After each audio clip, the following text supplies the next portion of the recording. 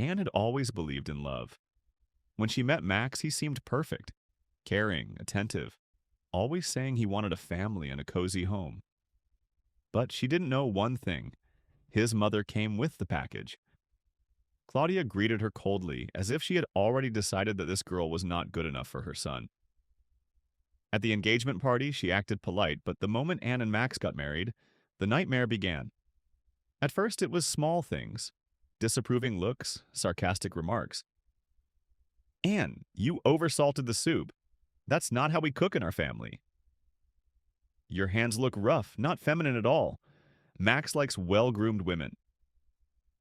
Who even raised you? Do you at least know how to fold socks properly? Max brushed it off. Don't pay attention to her. Mom just worries about us. One evening, Anne placed a plate of food in front of her mother-in-law. Claudia smirked and pushed it toward the dog. Let the dog try it first, just in case it's poisoned. Anne clenched her teeth. But that was just the beginning. One day, Anne walked into the bedroom and froze. The bedsheets had been changed. Odd, she hadn't replaced them. In the corner, she spotted her old sheets crumpled up, covered in weird, sticky stains. What the... She picked them up, and just then her mother-in-law appeared in the doorway. Oh, I decided to change the sheets for you. You're not much of a housewife, after all. I have to take care of my son. You went into our bedroom without asking? Did you think this was your space? I'm the one in charge here. Anne felt anger rising inside her. But the worst part? Her own husband was just as much of a traitor. One day, she forgot her phone at home and noticed his phone ringing. On the screen, it said, Kitten Heart. She frowned. She had never saved herself under that name. She unlocked the messages. Love notes, intimate photos, plans for secret meetings.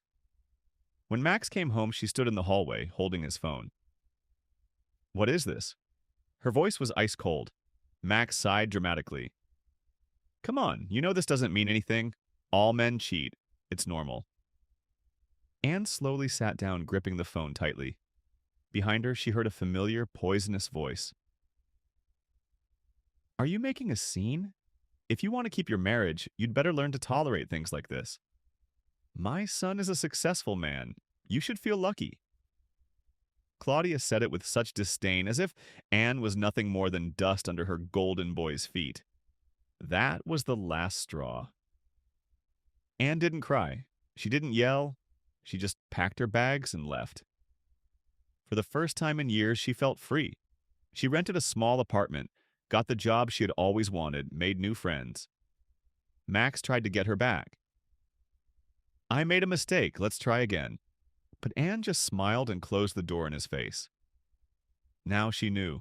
Happiness begins where there are no traitors and no toxic people. Do you think it is necessary to maintain some semblance of a family, or is it better to live alone?